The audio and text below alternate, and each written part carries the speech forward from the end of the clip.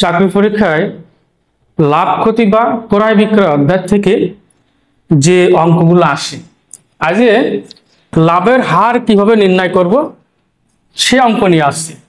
বলতেছে একটি ঘড়ি 300 টাকায় ক্রয় করে 360 টাকায় বিক্রয় করলে ক্রয় মূল্যের উপর শতকরা লাভ কত? শতকরা লাভ, তাহলে শতকরা লাভ না, লাভের হার। তাহলে লাভের হারের একটা সূত্র আছে, লাভের হার। এখন সব সময় উপরে লাভ হলে লাভ, ক্ষতি হলে ক্ষতি। এখানে তো লাভের হার সরাসরি বলে যাচ্ছে, তাহলে উপরে লাভ আর নিচে সব সময় ক্রয় মূল্য, নিচে সবসময় ক্রয় মূল্য, না বললেও ক্রয় মূল্য।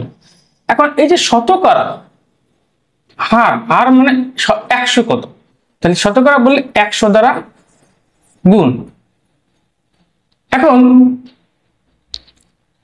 ক্রয় মূল্য 300 টাকা, সে জিনিস বিক্রি করেছি 360 টাকা। একটা জিনিস 300 টাকার জিনিস বিক্রি করেছে 360, তাহলে 360 মাইনাস 300, তাহলে লাভ হয়েছে 60 টাকা।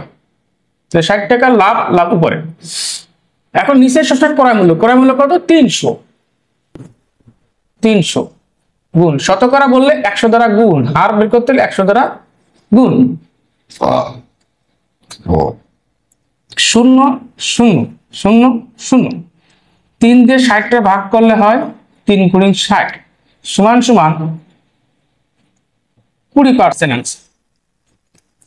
পরের অঙ্কে বলতেছে একটি জিনিস 250 টাকায় ক্রয় করে 280 টাকায় বিক্রি করলে শতকরা লাভের লাভ কত? শতকরা লাভ, এটা শতকরা লাভ মানে হার, শতকরা লাভ শেষ। এটা হলো আমরা বলেছি সবসময় উপরে কি লাভ হলে লাভ, ক্ষতি হলে ক্ষতি। এটা লাভ শেষে বলে সরাসরি লাভ উপরে, আর নিচে সবসময় ক্রয় মূল্য, না বললেও এটা হবে ক্রয় মূল্য। আর শতকরা বললেছে বলে গুণ 100। তাহলে দেখি আমার ক্রয় হচ্ছে 250, ক্রয়, বিক্রয় হচ্ছে 280, তাহলে 280 থেকে 250 বাদ দেবে, তাহলে আমার থাকবে লাভ 30 টাকা।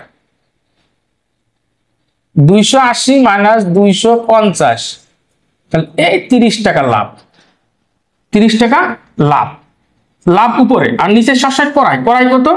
250, নিচে যাবে 250। আর শতকরা বলেছে বলে কত দিয়ে গুণ দেব? 100। আর চাইলে শতকরা কত পার্সেন্ট এটা চাই, 100 দ্বারা গুণ করতে হবে। এখন এই শূন্য এই শূন্য কেটে দিলাম, 25 দিয়ে 100 ভাগ করলে 4 25 100, 3 আর 4 গুণ করলে 3 এ 4 12%। লাভের হার কত? 12%। এরকম অঙ্ক আমি আবারও নিয়ে আসবো।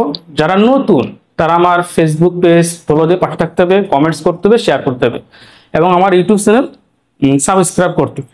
দেখার জন্য সবাইকে ধন্যবাদ।